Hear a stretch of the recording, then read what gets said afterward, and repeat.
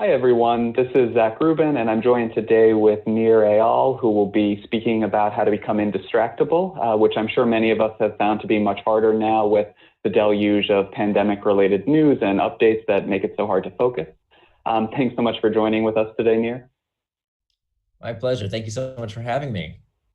Of course. And I'll give a little bit of background for the webinar today, and then an introduction, and Nir can really take it away from there. There will be time for questions towards the end of the presentation, so just any time, please click the Ask a Question button below the video to ask your question. And then we've also included two links in the resources section of the page below the video. The first is a link to the book Indistractable, which is the topic of our webinar today. And the second is a link to Nir's blog called Near and Far, which has a lot of great free bonus material related to the book and other topics as well. Just to introduce Nir, Nir is formerly a lecturer in marketing at Stanford's Graduate School of Business and also taught at the Hasso-Plattner Institute of Design. His first book, Hooked: How to Build Habit-Forming Products, is an international bestseller and taught companies how to design more engaging products. His second bestseller, Indistractable: How to Control Your Attention and Choose Your Life, reveals the Achilles heel of distraction and provides a guidebook for getting the best of technology without letting it get the best of us. And Indistractable received critical acclaim. It won the 2019 Outstanding Works of Literature Award and was named one of the best business and leadership books of the year, according to Amazon. And Nir is an early stage angel investor whose investments have included two publicly traded companies worth over $1 billion, as well as several companies worth over $100 million. And Nir, I'll let you really take it away from here. Thank you so much. It's great to be here with you, everyone. Today, so we want to talk about how to become indistractable. And so to let you in on kind of my journey that I took to become indistractable, my path began shortly after I published my first book, which was called Hooked: How to Build Habit-Forming Products. And this came out of a class that I taught at Stanford Graduate School of Business for many years. And the class and the book are about how companies design products to get us hooked. The case studies include companies like Facebook and Twitter and Instagram and WhatsApp and Slack, these companies that somehow build their products in such a way that keeps us coming back. And the reason I wrote this book was not for their benefit. Of course, those companies knew how to use these techniques for years before I wrote my book. My book was designed to help everyone else, the kind of people who are building products and services to build healthy habits in people's lives, to teach them how to use these techniques so that we can democratize them. So it's not just the social media companies and the gaming companies who use these techniques. My idea was, what if lots of different companies can use these tactics to help people get hooked to healthy habits? And that's exactly what's happened in the past 6 years. Companies like Kahoot, the world's largest educational software, uses the Hooked model to get kids hooked to education. Companies like Fitbod use the Hooked model to get people hooked to exercise. My clients have included the companies like the New York Times that get people hooked to consuming media so that they can stay engaged with their local community. And so the idea behind this book is really about building healthy habits in people's lives. Now, the other side of the coin, of course, is that sometimes we can have good habits, but we can also have bad habits. And so I kind of had a moment of reckoning in my own life where I had to reconsider my relationship with distraction when shortly after writing this book, I had this afternoon planned with my daughter. And the two of us had this activity book of things that daddies and daughters could do together. And one of the activities in the book was to ask each other this question: if you could have any superpower, what superpower would you want? And I remember that question verbatim, but I can't tell you what my daughter said, because in that moment, I thought it was a good time to just check my phone real quick. And in that moment, I was sending my daughter this very clear message that whatever was on my screen was more important than she was. She got the message I was sending and she left the room, and she decided to go outside and play with some other toy. And by the time I looked up from my screen, I realized that I had blown this perfect daddy-daughter moment. And if I'm really honest with you, this didn't just happen with my daughter. It would happen when I was at work and I would sit down at my desk and I would say I was going to work on a big project. And yet somehow 15, 20, 30 minutes later, I was doing something I didn't intend. It happened when I say I would exercise, and yet I wouldn't. I would say I would eat healthfully, and I didn't. And so that's when I came to the conclusion that if I could have any superpower, the superpower I would want would be the power to become indistractable. You see, I think that becoming indistractable will be the skill of this century, that there is no facet of our lives that doesn't depend upon our ability to sustain our attention, that there's a reason we call it paying attention. There is value to our attention. And if we allow our attention to be controlled and manipulated by others, we are distractible. Whereas the people who stand up and say, no, my time, my attention will be controlled by me. I decide how I will control my attention and therefore choose my life. Those are the kind of people who will be indistractable. And so what I would like to share with you is the research that I did since that moment, the 5 years that it took me to understand what is distraction really, and how can we finally overcome it. One of the things that I was surprised to learn is that distraction is not a new problem, that we like to blame our iPhones or Facebook or the internet for doing it to us. But in fact, this problem is much, much older than any of these new technologies. In fact, I was surprised to learn that 2,500 years ago, the Greek philosopher Plato described this very same problem. He called it in the Greek akrasia, the tendency that we have to do things against our better interest. And Plato wondered, why is it that despite us knowing what to do, we don't just do it, right? Why is it that we know we should exercise, but we don't? We know we should eat healthfully, but we don't. That we should be fully present with the people we love, but we aren't. Or that we should just do the work we say we're going to do. Why is it that when we know what we want to do, we still end up getting distracted? And, Plato's time, they could at least have the excuse of saying, well, you didn't know what to do. I don't know how to get in shape. I don't know how to be better at my job. I don't know how to have better relationships with the people I love. But today, we don't have that excuse. The information is all right there at our fingertips. If you don't know how to do something, just Google it. All the information is there. So our generation doesn't have this excuse to say we don't know what to do. We clearly know what to do, and all the information is just a Google search away. The problem is not that we don't have enough information. In fact, we're drowning in information. What we don't have is the ability to act upon that information without distraction. So this is really why I re-articulate that becoming indistractable is really the skill of the century. It will really differentiate who gets ahead in the future, who has a higher sense of well-being, who is happier, who has better relationships, who's in better physical and mental well-being. It's really going to be about who is able to become indistractable. So to break down this question of why do we do things against our better interest that Plato asked 2,500 years ago, the best place to understand what distraction is to understand what distraction is not. So this is a very helpful tactic, because if you ask most people, what is the opposite of distraction? Think for yourself here for a minute. What is the opposite of distraction? Most people will tell you the opposite of distraction is focus. But that's not exactly right. You see, if you look at the origin of both words, what you will find is that the opposite of distraction is not focus. The opposite of distraction is traction. Both words come from the same Latin root, trahare, which means to pull, and they both end in the same 6-letter word, A-C-T-I-O-N, that spells action. So traction, by definition, is any action that pulls you towards your goals, towards your values, towards the person you want to become. The opposite of traction is distraction.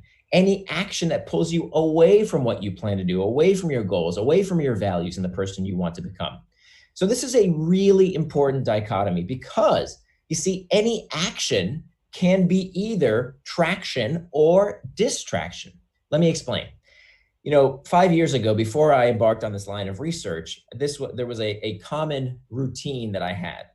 I would sit down at my desk and I would say, okay, now I need to focus. I'm not going to get distracted. I'm not going to procrastinate. I'm going to get to work on this big project I have to do. Nothing's going to stop me. Let me get started right now. Here I go. But first, let me check email. right? How many times has that happened to you that you say you're going to do one thing and yet you're just going to check email for a quick minute, or you're going to do those to-dos on your to-do list just to get those started, right? The easy tasks that feel like you're gaining momentum. And what we don't understand is we think those things are productive tasks. And what we don't understand is that that's not work. That's pseudo work. That what we do when we allow ourselves to do pseudo work at the expense of what we really plan to do, we have allowed distraction to trick us into prioritizing the urgent at the expense of the important. And then we've lost, right? Now we're distracted. And the sad thing is that we don't even realize we're distracted, right? If you're at your desk at work and you're playing a video game or checking Facebook or something, you're clearly off task. But when you're checking email or doing some other kind of pseudo work, when that's not what you plan to do, we justify to ourselves, oh, well, that's got to get done sometime today. That's kind of a work-related task. That's semi-productive. That's okay if I do that. And in fact, that is the most pernicious form of distraction, the distraction you don't even realize has distracted you. So anything can become a distraction, and conversely, anything can be traction. You know, many times we hear these days headlines that blare untruths like technology is addicting everyone, or it's hijacking your brain, and that somehow some technologies are morally inferior to other ways of spending your time.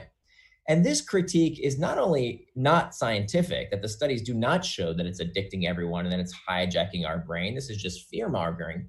But furthermore, there's nothing that says that one person's pastime is somehow morally inferior to somebody else's.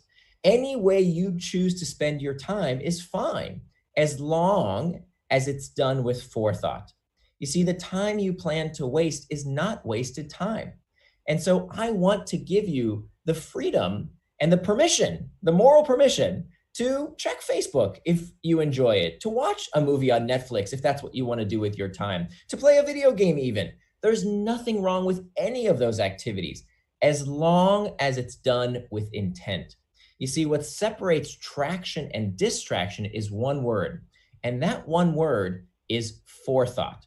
That it's not about the technology itself. It's whether we are using that tool with intent, with forethought, or if we're doing it in a way that takes us away from what we plan to do. Okay, so now we've got traction, we've got distraction. Now we need to understand what prompts us to either traction or distraction. Well, we have two things. We have what we call the external triggers, and these are the pings, the dings, the rings, all these things in our outside environment that can lead us to traction or distraction. And this tends to be what we mostly blame, right? We blame our phones, emails, notifications, getting distracted when somebody taps you on the shoulder. Those are what we tend to think of when we think about distractions and these triggers that lead us towards distraction. But in fact, that is not the leading cause of distraction. The leading cause of distraction is not the pings and dings. The number one source of distraction is not what is occurring outside of us, but rather what is occurring inside of us. These are called internal triggers, and it's where we have to start to understand how to become indistractable. It's the very first step on our journey to learn how to master distraction and overcome it, is to master these internal triggers. What are internal triggers? Internal triggers are uncomfortable emotional states that we seek to escape from. It's the loneliness, fatigue, uncertainty, anxiety, stress, these uncomfortable feelings which prompt us to look for psychological relief, to look for escape with one thing or another. And so this is a very, very important point, because you see, distraction, procrastination, these are not character flaws. There is nothing wrong with you if you get distracted or procrastinate. All it signifies is that you don't have the tools to deal with discomfort, with emotional discomfort, in a healthier way that leads you towards traction rather than distraction. So the idea here is that we need to recognize that time management is pain management. Let me say that again. This is absolutely critical to understand. Time management is pain management. That when we delay, when we procrastinate, when we get distracted, it is usually about a desire to escape discomfort. It's about an uncomfortable reaction, an emotional state that we don't know how to deal with in a healthier way. And if we don't acknowledge that fact, we will always get distracted by something, whether it's watching too much news, drinking too much booze, watching too much football, playing too much on Facebook. Something will always distract you if you have not dealt with those internal triggers. And believe me, I've read every productivity book out there. I know all the science around how to get things done. And let me tell you, none of the techniques work to make you more productive if we don't first and foremost start with an understanding of what sensation, what emotional urge are we looking to escape. So that is the first place to begin. So what do we do about these uncomfortable emotional states? How do we master the internal triggers? Well, there are only really two potential paths. We can either fix the source of the discomfort, fix whatever problem is causing us this emotional angst, whether it's a difficult home life situation, whether it's a stressful work environment, an uncomfortable workplace culture, perhaps. We can either fix the source of that problem, or where we can't fix the source of the problem, we must learn tactics to cope with that discomfort in a healthy way that leads us towards helpful traction rather than harmful distraction. So let me give you just a few techniques. I'm not going to be able to cover everything in the book, of course. There's a lot more in the book than we have time for. But let me give you just a few very practical suggestions that you can start using today. Firstly, if you can just take a minute when you feel those emotional sensations, most people don't even realize they're there. To understand that our behavior is driven by a desire to escape discomfort. In fact, all of our behavior is driven by a desire to escape discomfort. This is called the homeostatic response. If you can simply note that sensation, whether it's boredom, uncertainty, fatigue, stress, anxiety, if you can just write down that sensation, that's an incredibly effective first step to gaining agency over it. The next step is to get curious about that sensation, not contemptuous. This is a really important point. Most people fall into two buckets when they get distracted. We call them either the blamers or the shamers.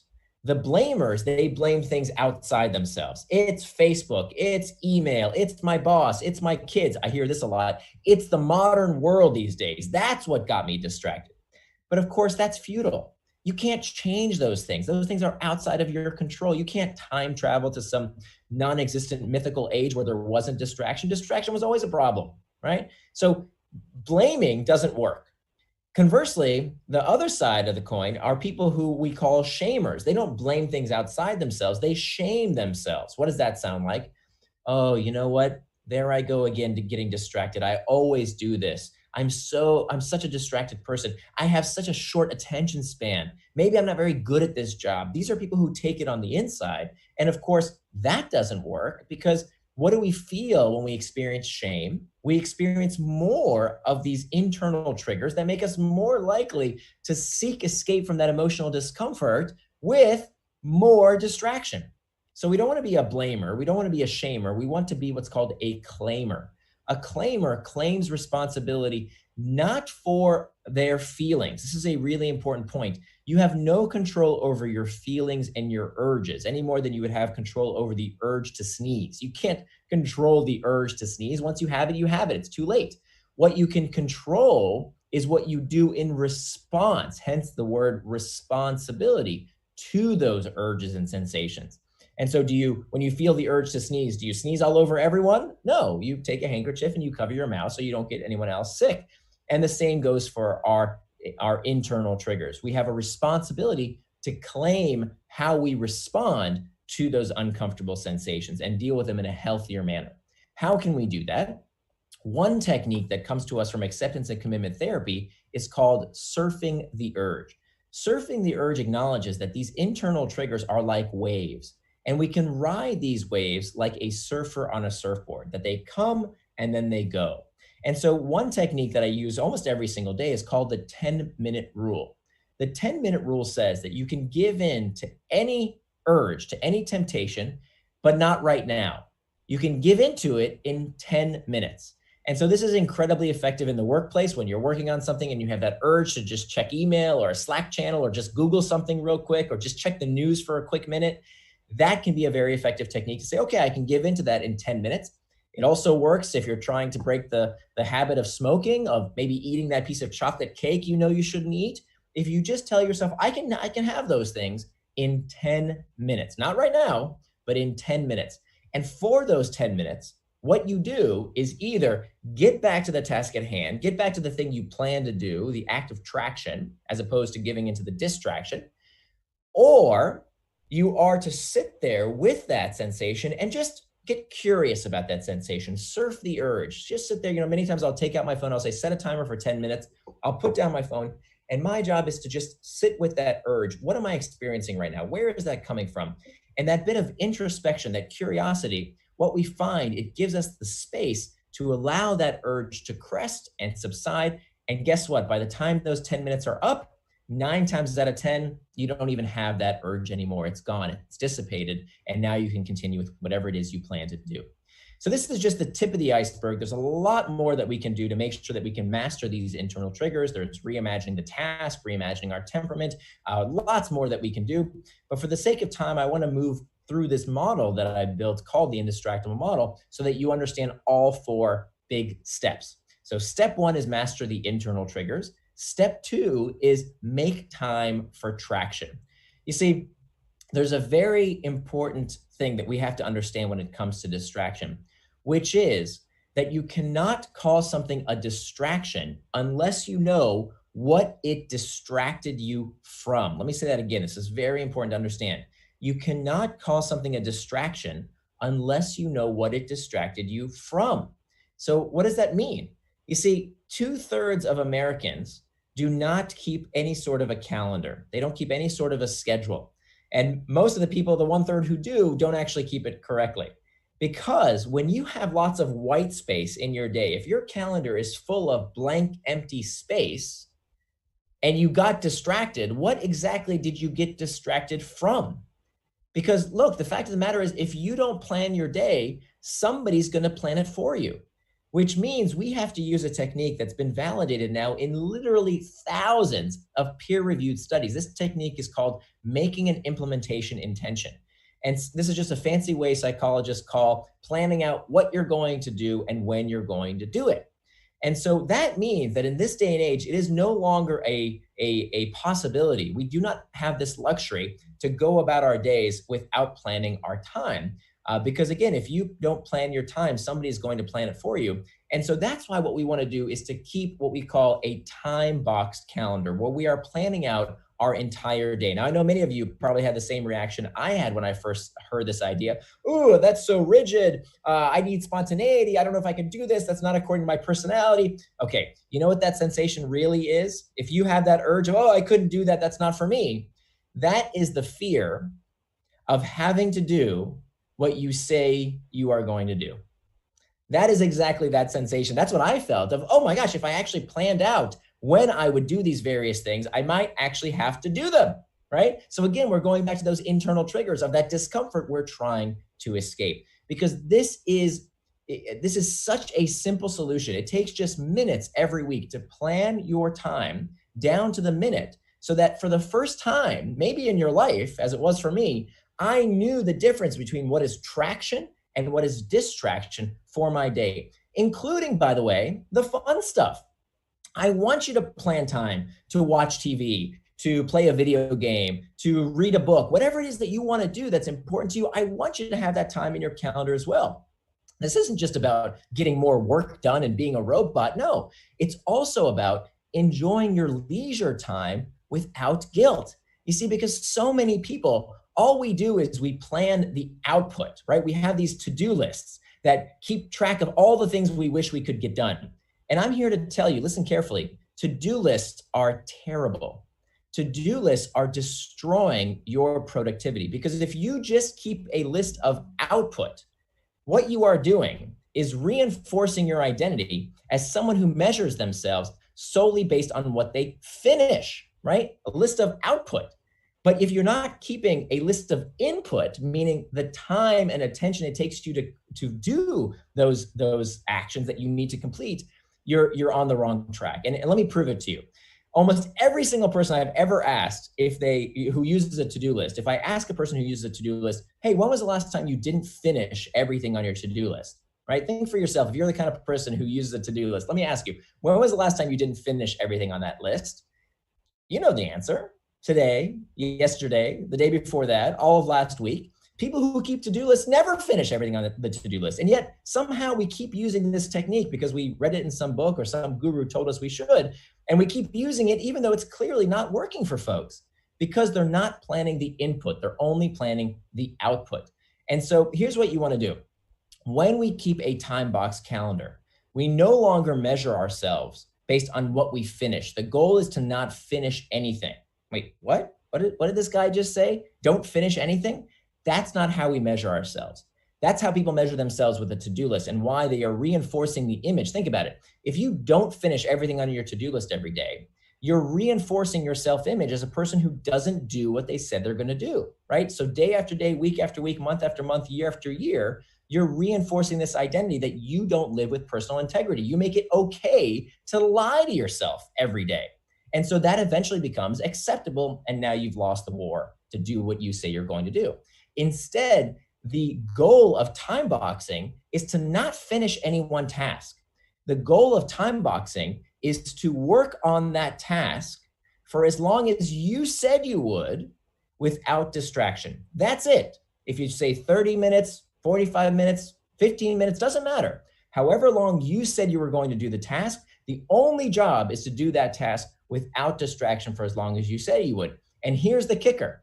The people who use the time boxing technique that I describe in my book, Indistractable, are actually more productive. They actually get more done. They finish their goals more than the people who keep to-do lists. So what we want to do is to plan the time, not the output. And then what we want to do is we want to synchronize our schedule with the various stakeholders in our life, our boss, our colleague, our family.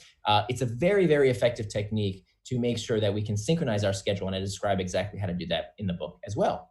What we also want to do is to spend less time communicating and more time concentrating. You see, most people's day is full of what we call reactive work. Reactive work is all the responding we're doing, responding to emails, reacting to Slack notifications, responding to meetings and requests for our time. That's what most people do their entire day. But of course, the real work gets done not in the reactive work, but in the reflective work. In order to come up with solutions to our problems, whether that's in the workplace, whether that's at home, we need time for reflective work. We have to have time to think without distraction. But the vast majority of people don't plan time to think in their day. They're constantly just reacting and they have no time apportioned to reflection. So it's absolutely critical that we make some portion of our day time for reflection as well. That is where we do our best work. Part of the reason that all this communicating is so destructive to our productivity and our well-being is that all this communicating comes coupled with external triggers, right? Every email is a ping, a ding, a notification. And so those external triggers that we talked about earlier can oftentimes lead us towards distraction. Now, there is one industry where distraction is literally a matter of life and death. I want you to think for a minute, what do you think are the 3 leading causes of death in the United States of America last year? Number 1 was heart disease. Number 2 was cancer. Believe it or not, if it were a disease last year, the 3rd leading cause of death would have been prescription mistakes. People inside hospitals receiving the wrong medication or the wrong dosage of medication from healthcare practitioners, nurses and doctors giving out the wrong medication. Now, 200,000 Americans last year were harmed by prescription mistakes, and most hospitals in America just believed, well, it's the cost of doing business. What are we going to do? People make mistakes, right? Until a group of nurses at UCSF wanted to tackle this problem and figure out what was really going on. And what they discovered was that nurses were making these mistakes because of one reason, and that one reason was distraction. That on average, when a nurse was dosing out medication, they were interrupted by one of their colleagues 10 times per dosing round. Now, why do I tell you this story? Because of course, there's a metaphor for all of us in the modern workplace, that these nurses didn't realize they were making mistakes until it was too late. In the moment, they thought they were doing a great job. Just like many of us think, oh, I'm doing all right. I'm doing a great job at work. What we don't realize is that we're doing a good job despite the fact that we're distracted, despite the fact that we don't realize how much better we could do our work if we did it in an indistractable way. So what did these nurses do? They actually found a way to reduce the number of prescription mistakes by 88%. They almost eliminated this problem completely. What was the solution? It wasn't some multi-million-dollar technology. In fact, all it was cheap plastic vests. Having the nurses wear these plastic vests over their garments when they were doing their drug rounds that said, drug round in progress, do not disturb, reduced the problem by 88%, saving countless lives.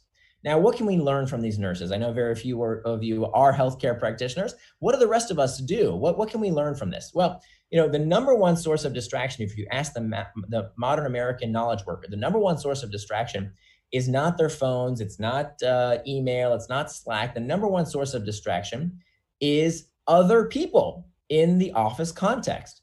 And so what can we do about that? I know many of us right now are working from home, but when we return back to the office, here's something we can do.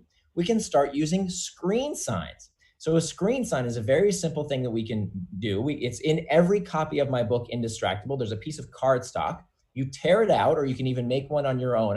I'll give you a link at the end of the presentation where you can get a screen sign for yourself and print one out. You fold up the screen sign, you put it on your computer monitor, and for that time in your day, that hour or two in your day when you're doing reflective work, you're telling your colleagues, please do not disturb unless it's really important. This is my indistractable work time. I know many of us are working from home, right? What if we're working at home and we have kids who can be a source of distraction? Well, we can use a similar principle. For example, in my home, we have what's called a concentration crown. Let me show you. Every time daddy is doing work, daddy wears the concentration crown. Now, you can use any silly hat. Just look around your house and find the silliest hat you can possibly find. You put on that hat, you tell your child, look, anytime that mommy or daddy is wearing the concentration crown, that means that I need to do focused work, and I'll be with you after my focused work time. Okay, very, very effective technique. We started doing this with my daughter when she was only 5 years old. Incredibly effective, not only for kids, also for spouses, to tell them, to signal to them, oh, this is when I'm doing tasks that I cannot be interrupted while I'm doing them. Another thing we can do is to use technology to help us hack back technology. Everybody's phone today comes with this amazing function called Do Not Disturb while driving on iPhones, Android phones, doesn't matter. Here's how it works. You push one button when you want to do the indistractable time, when you want to do your reflective work. And if someone calls or texts you during that time, they will receive an automatic reply that says, I can't talk right now, but if this is urgent, if this is something really important, text me with the word urgent, and then your message will come through.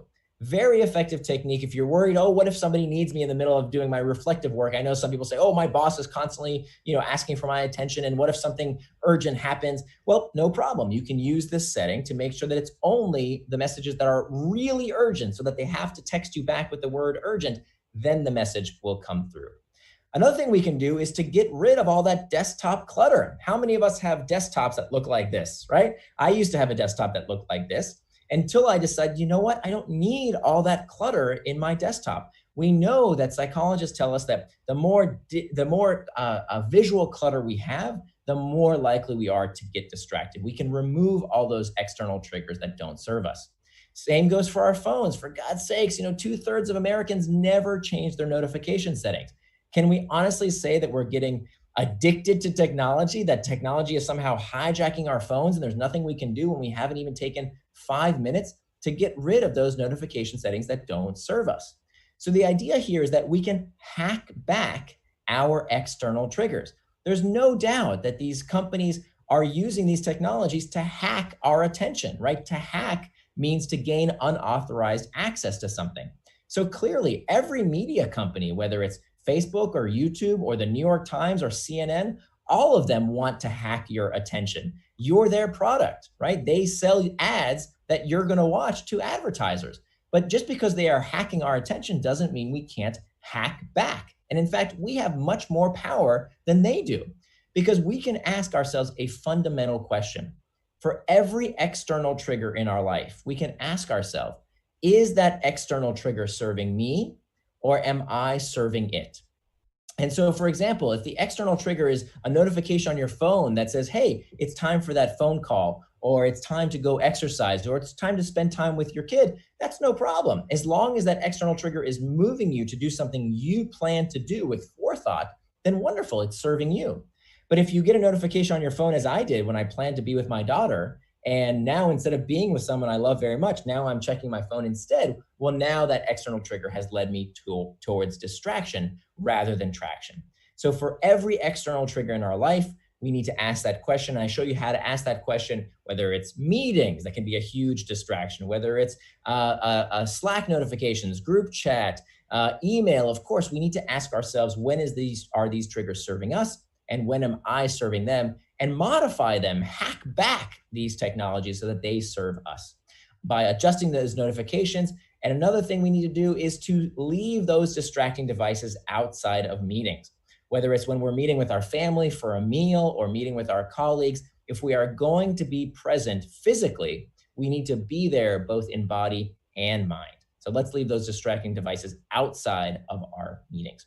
Finally, the last step to becoming indistractable is to prevent distractions with pacts. Pacts are what we call a pre-commitment device. A pre-commitment device is when we make some kind of promise to ourselves or to other people to make sure that we don't go off track, that we don't do something that we didn't plan to do. And this is the last resort. This is the firewall to prevent us from getting distracted. So it's something we do after we've mastered the internal triggers, after we've made time for traction, after we've hacked back the external triggers. This is the last step. Now, the first recorded case of someone using one of these pre-commitment devices comes to us from the story of Ulysses in the Odyssey. This story, written by Homer, the Greek philosopher, the playwright, 2,500 years ago, told us about the story of this Greek hero, Ulysses, who had to sail his ship past the island of the Sirens. Now, the Sirens are these mythical creatures that sing this magical song, and any sailor who hears the siren song crashes his ship onto the shore of the Sirens Island and dies. Now, Ulysses knows this is going to happen. He knows he is going to get tempted to crash his ship onto the Sirens Island, but he knows that's something he doesn't want to do. He doesn't want to get distracted. So what does he do? He plans ahead. He uses forethought. How does he do that? He tells his crew to put wax in their ears, beeswax in their ears, so they can't hear the siren song. And he instructs them to bind him to the mast of the ship. And he tells them, no matter what I do, no matter what I say, do not let me go. And you know what? The plan works. By making this pact in advance, he enables himself to prevent distraction when it counts. Now, I hope the symbolism here is clear. You are Ulysses. There are lots of distractions out there that can take you off course, and of course, that could be you there on the shore of the Sirens Island, dead. So you want to prevent that. How do we prevent that? Well, we can use what we call a Ulysses pact. One way we can do this is by blocking tech with, ironically enough, more tech. For example, these are two tools I use every single day. There's an app called Self-Control that I use on my desktop that blocks distracting websites. There's also this app I use on my phone called Forest that blocks me from using anything on my phone that I don't want to use. So here's how it works. I open the app, I dial up how much time I want to do my reflective work for, how long I want to stay focused. And in that time, this cute little virtual tree is planted. And if I pick up my phone and I do anything with it during that time that I promised myself I would do something else, I'd write, I'd work on that big project, whatever the case might be. If I pick up my phone and try and do anything with it, that cute little virtual tree dies. Now, it's just a cute little virtual tree, right? But it's enough of a reminder to tell me, oh, you don't want to be a virtual tree murderer. That's not what you want to do right now. You made a promise with yourself that you would not check your phone for this period of time. Very, very effective technique that anyone can use, especially, not only do I use it almost every single day, my daughter uses it as well. Another thing we can do is to find a focused friend. If you can find a person to work next to that both of you are indistractable for a set period of time, it can be very, very effective. But let's say you're working from home or you don't have access to a colleague to work next to, no problem. Again, technology to the rescue. You can go to focusmate.com. This is a product I love so much, I actually invested in the company. Here's how it works. You go on to focusmate.com. You find a period of time when you want to do focused work. Let's say you say, okay, 9 a.m., I really need to work on that proposal. I can't afford to get distracted. I really want to do that thing I said I was going to do. You sign up for that time period. You are matched with someone else who has the same goal. This is when I logged in. You can see on the right-hand side, I was preparing this presentation and I was connected to a medical school student in the Czech Republic who was studying human anatomy. And while he was studying anatomy, I was working on this presentation, and it was very effective. You'd be amazed how effective it can be to just see someone else working on a task without distraction, also indistractable at that time. Very effective technique. So we can reduce distraction with pacts. Again, there are many more techniques here that we didn't discuss around how we can use these pacts to make sure we don't get distracted. But the big picture here is that we can use various tools to help block out distraction. But, and this is very important, you must be careful because this technique can backfire. Okay, let me say that again. This technique can backfire, and it backfires for one of two reasons. First, some people jump straight to this technique, right? They make a pact with a friend, they use one of these pre-commitment devices, and what they find is if they haven't done the other 3 steps first, if you haven't mastered the internal triggers, made time for traction, hacked back the external triggers first, then this technique will not work. You have to do it after the other 3 techniques have been implemented in your life. The second reason it can backfire is that some people, when they go off track, when they get distracted, as we all invariably will on the path of becoming indistractable, some people can't get back on the horse, right? They find that they lose motivation, they lose steam, and they can't try again. They give up completely. Now, it turns out that those people are people who lack self-compassion. They beat themselves up. They think there's something wrong with them. And that, of course, has been shown to make it much less likely that you will achieve your long-term goals. That studies find that people who are more self-compassionate are much more likely to achieve their goals. So how do we cultivate self-compassion? Very easy. We talk to ourselves the way we would talk to a good friend. So the way we cultivate self-compassion is to talk to ourselves the way we would talk to a good friend. For example, if you were my good friend and I told you about how I felt bad that I had been distracted when I was with my daughter, that I felt guilty about the fact that I checked my phone when I wanted to be fully present with my daughter, would you tell me that I'm a horrible human being? Would you tell me I'm a terrible father? Not if you were my good friend, you wouldn't. And yet that's the kind of thing I would say to myself all the time. And it wasn't helpful and it wasn't true. And here's what else isn't true. This idea that somehow technology is hacking our brains, that there's nothing we can do about it. That's clearly not true and not helpful because there is so much we can do about distraction. We can master the internal triggers. We can make time for traction. We can hack back the external triggers. And finally, we can prevent distraction with pacts. So this is just a brief introduction to the strategies in the book, Indistractable. We covered the strategies for about half the book in terms of how you can become indistractable. The other half of the book, which we don't have time for today, unfortunately, is how do you become indistractable in various environments in your life? For example, in the workplace, there's a whole section on how to build an indistractable workplace. There's a section on how to raise indistractable kids, and finally, how to have indistractable relationships. So I hope you'll give the book a read. But the message I really want to leave with you today is that we can do this. I want to inspire and empower you to understand that we can get the best out of these tools without letting them get the best of us, that in fact, we all can become indistractable. And with that, I would love to take some questions, but as I do, I would love to ask you for a favor. I would love to hear your opinion about the presentation, and I also get the request for many people to get these slides, so I want to make that available to you.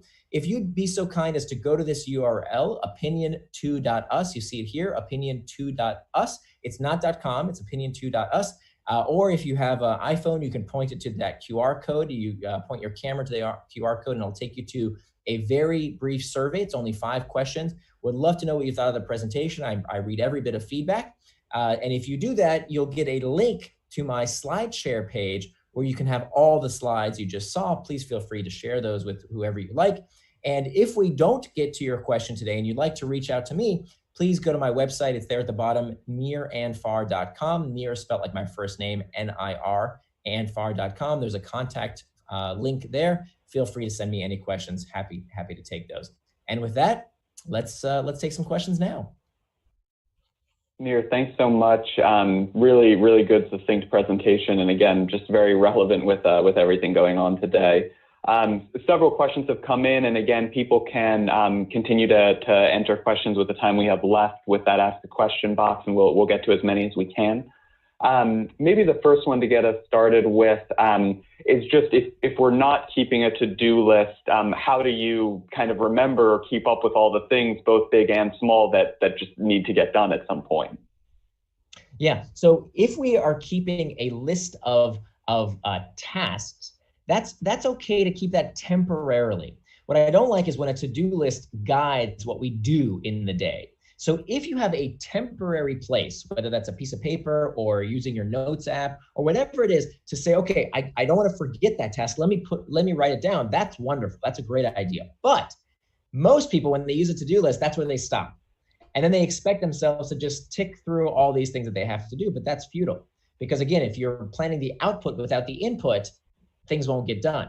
So what you have to do is to, as quickly as possible, transfer those tasks into time, okay? When are you going to do those tasks? If not, it just becomes a wish list. So what I recommend we do is when we have that time box calendar, we are immediately transferring those things on our task list to when we will actually get them done. Thank you. Another question here, it seems like a bit optimistic, but when you do finish a task early with the time box calendar, something you planned an hour but only takes you 30 minutes, what do you do then? Just move on to the next thing on the list, or what's the strategy there? Yeah, so if whether we have too much time or not enough time, the idea with a time box calendar is not that you set it and forget it. It doesn't work that way. You are a scientist when it comes to your productivity. The idea here is that we schedule time every week to review our time box calendar and make it easier to follow in the week ahead. So if we see that, oh, you know what, I plan to check email for an hour and I needed more time this week, that wasn't sufficient. I'm not going to change it in the moment. Then it's too late. What I'm going to do is plan ahead for the next day or the next week. I'm going to adjust that time. So whether it's too much or too little, I'm going to adjust that calendar from week to week, not in the day. In the day, once you set a time box schedule, then your job is to follow it. And if you didn't have enough time for something or too much time for something, that you don't want to change it in the moment, that defeats the purpose. But the next day or the next week, when you make that time box calendar, you can make small adjustments. Actually, there's a link I can give you. I built a tool to make this very easy for you at nirandfar.com/schedule-maker. Let me say that again, nirandfar.com/schedule-maker. And I built a free tool, nothing to sign up for, no email, or it's totally free. It's just a very simple tool to help you make your own time box calendar. And the most important thing is to put time in your weekly calendar. So for me, I do it on Sunday evenings, 15 minutes a week. I sit down and I just review the week ahead and make sure that I have sufficient time planned so that I make sure that, based on what happened last week, I don't have too much or too little into all the things that I want to get done. And again, it's not just about the work task, right? If I felt like I was a little burned out the prior week, well, maybe I'll schedule more time doing things I enjoy, like, reading a book or spending more time with my family. You can adjust that time accordingly to make it easier to follow in the week ahead. Great. We have several questions related to this, kind of combine them maybe into one, but just asking for people who either have ADD or ADHD or who are teachers or have children who have ADHD, how do these apply? Are there any kind of different aspects to it? Yes, so the Indistractable model is not built specifically for people with ADHD. However, I have heard from many people that the techniques are, not only are they in line with some of the techniques that they've heard from their therapist already, but that some of the techniques they weren't aware of are also effective for them. But it wasn't specifically designed for that. It was designed for everyone, but there's no reason that folks can't find benefit from these techniques as well. Of course, ADHD, depending on the severity, might require more than just what the book can provide. That's something that requires professional assistance as well. Of course. And here's an interesting question for kind of, I guess, balancing the important versus the urgent. You mentioned that, of course. But basically, when there's too much to do, kind of how this fits into that. If there's too many important or urgent emails, things that kind of need to get done in the day, but there's also important kind of bigger things that need to be happening as well. How does this model kind of fit in with that? Exactly. So this is why time boxing is such an important technique, because there's this pedagogy somehow that if we just write everything down, that's how we begin to control it. That's how we'll get things done. And for most people, that doesn't work, right? Writing things down and saying, here's all the things that need to get done is a good first step. But clearly that doesn't help us actually do those things unless we plan the input. We can't just plan the output, as I said earlier. So this is why making a time box calendar is so important, because it's only when we work in the confines of constraints that we can do our best work. That some people, when they see this idea of keeping a time box calendar, or even the Indistractable model in general, oh, this seems like so much work. I'm not sure if I'm up for it. It seems like a lot to do. And so they don't even try, right? They don't get started. And essentially they're living in a fantasy land, because it's exactly because we have so much to do that we need constraints. We need to face the reality that we only have 24 hours in a day. That's one thing that we all get the same amount of. It doesn't matter how much money you have in the bank account.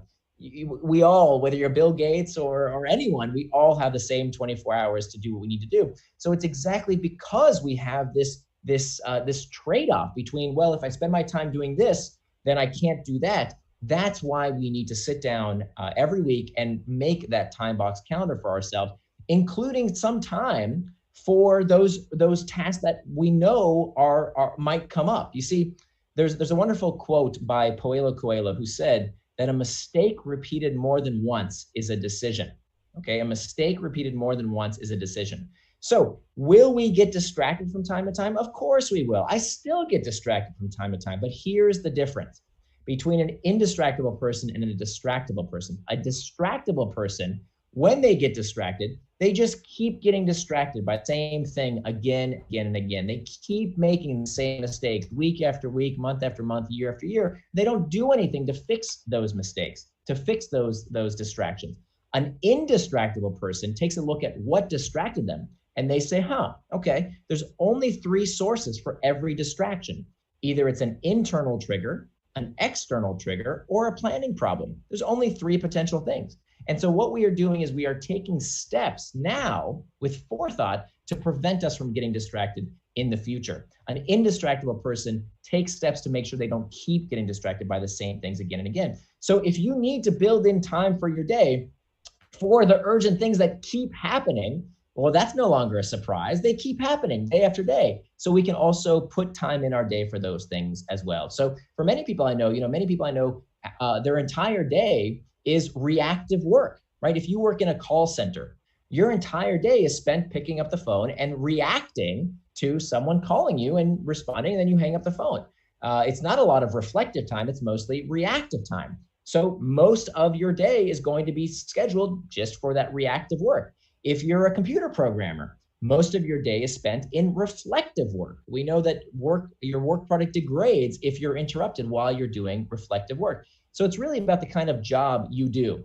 But I would assume that pretty much everybody listening to this presentation right now, you have some kind of balance between the time you need to react to things like email, like meetings, like Slack notifications, and time you need to think, time you need to reflect. So make sure you have that time scheduled in your day for both those types of work. And Nir, we have a pretty specific question. I think you already kind of answered this, but someone asking with a time box calendar, should we plan for unexpected urgent tasks? And it sounds like you're saying yes, especially if that's part of the norm of what you're typically seeing in a day. Right. If it happens once a year, then you get interrupted. Okay, well, that's not something that you can predict. It's going to happen from time to time. If it's very, very rare, if it's unexpected. Look, during this whole Corona crisis that we're experiencing right now, my life changed dramatically here. We had to move locations, and so therefore I had to change my schedule around. But we adjusted with it because, again, you're looking at your calendar on a week-to-week basis. So if you have a very busy week coming up, there's lots of urgent tasks that need to get done. You can adjust your calendar even for the next day, not just the next week at a time. The idea, though, is once you set that calendar for the day, now it's locked in. Now you want to stick to that schedule and don't update it on the fly based on whatever urgent requests you might get. Thank you. And here's a question as well. Someone just explaining they've used to-do lists successfully their whole life. The idea of putting a time to each task is hard for them to imagine because they don't always know how long something's really going to take. And that their strategy is to prioritize the tasks in the order of importance, concentrate on what's most important, which sort of seems like traction, and basically, if they don't finish whatever's lower priority, that's okay. That's why it's lower priority. And just wondering, this approach has worked for them. It seems like kind of the getting things done approach, which is, a very popular time management approach. How is this, maybe what's wrong with this? Why is that not, why don't you see that as effective essentially? Yeah, here's what's wrong with it. That there's a few things. One, you're absolutely right. The person who asked this question is absolutely right that people are horrible at predicting how long things take to finish. We're terrible. Study after study has shown it's not just you, it's not just me. We're all really bad at predicting how long things take. And people are way over optimistic for all the things they think they can finish in a day. And so there's a few problems with it. One is that by not allocating that time, most of us, we're not just doing one big project in the day. And so if you say, okay, this is my highest priority project, but if it takes all day, what about all the other things? What about spending time with your kids? What about that other project you have to do? What about the church group you need to attend? What about all the other stuff in your life? Does that mean that one priority blocks out everything? No, we have multiple things that we need to handle. We're juggling many balls at the same time. And so we need to make sure we give attention to all of our values in our life, not just the work domain in our life. So that's one problem with it. The other big problem with it is that when you use that prioritization to-do list technique, you don't enjoy leisure. That's the big problem, is that, what I used to experience day after day is that even when I came home after a hard day at work, and I would say, I just want to spend time with my daughter, or I just want to watch something on Netflix, in the back of my mind was tasks 6, 7, and 8 that I didn't get to. And so that burden, most people out there, you can't even imagine how amazing it feels to enjoy leisure and know that that is exactly the thing you need to do. The problem with the getting things done to-do list technique and prioritizing is that there's always more to do, as opposed to a time box calendar. When I have in my calendar, spend time with my daughter, watch a movie on Netflix with my wife, that is all I need to do. And if I dare check email, that's the distraction, not the thing that I'm doing with my wife, which is watching something or enjoying my leisure time. That's why it's so important, because I want you to not only do the productive tasks at work, but also truly enjoy the leisure time by knowing, that's what's in my calendar. I can enjoy it without guilt, and I can enjoy it fully. Nir, thank you so much. That's helpful. Certainly, I've been a getting things done person for many years myself, so that's insightful, certainly from my perspective. We have a few questions about the link, just for everyone who's asking about that. The web address is Nir, as in Nir's first name, which is spelled N-I-R, so it's NIRANDFAR.com. So we've got a few questions, people trying to get to that. That link's also in the resources section of the page. And then it's schedule-maker is what it looks like people are looking for, is the second part of the URL. Right, so it's nirandfar.com, my blog URL, /schedule-maker. Perfect. Well, great, Nir. I know you have another appointment right at the top of the hour that you'll have to get to. There's quite a few questions here. Nir was kind enough to offer to get to some of them if people want to reach out to him through the website as well. But Nir, thank you so much for joining us today. Certainly appreciate that and hope this helps people to become even more focused. My pleasure. Thank you so much for joining.